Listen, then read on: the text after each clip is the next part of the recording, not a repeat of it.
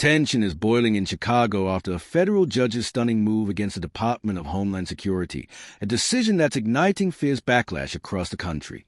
U.S. District Judge Ellis has extended a temporary restraining order that restricts federal immigration agents from using certain enforcement tactics in the Chicagoland area, and DHS isn't holding back in its response.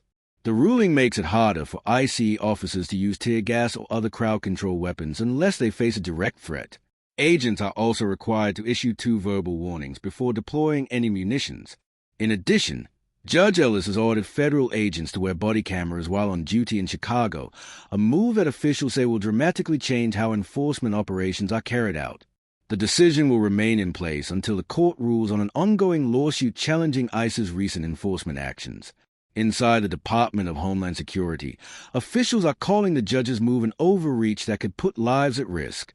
A DHS Assistant Secretary for Public Affairs fired back immediately, describing the decision as an extreme act by an activist judge, warning that it puts the lives of ICE agents at risk.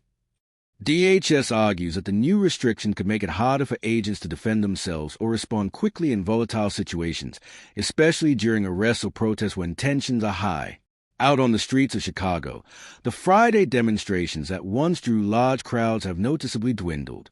Reporter Mike Tobin described scenes where police officers nearly outnumber protesters, a sign that public interest may be fading even as political battles behind the scenes intensify.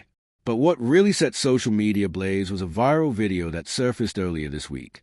In that clip, ICE agents were accused of storming into a preschool and dragging a teacher out of a classroom in front of terrified children.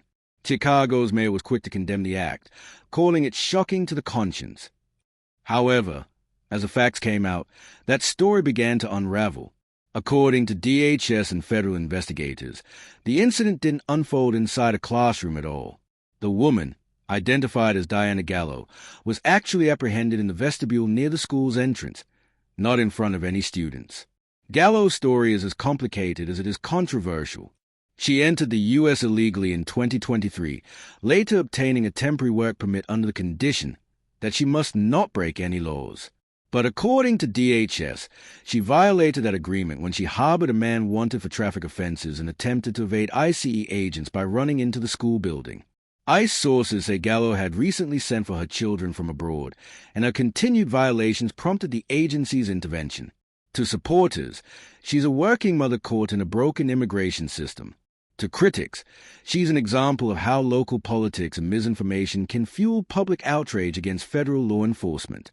As the debate rages on, DHS remains defiant, calling the judge's ruling a reckless overreach that could endanger both officers and the public. Activists in Chicago, on the other hand, are celebrating the decision as a major victory for accountability and transparency, arguing that it will prevent further abuse by federal authorities. Whether this turns out to be a triumph of justice or a dangerous precedent, one thing is certain: the standoff between the courts and the Department of Homeland Security is far from over. For agents on the ground in Chicago, every operation just got a whole lot more complicated.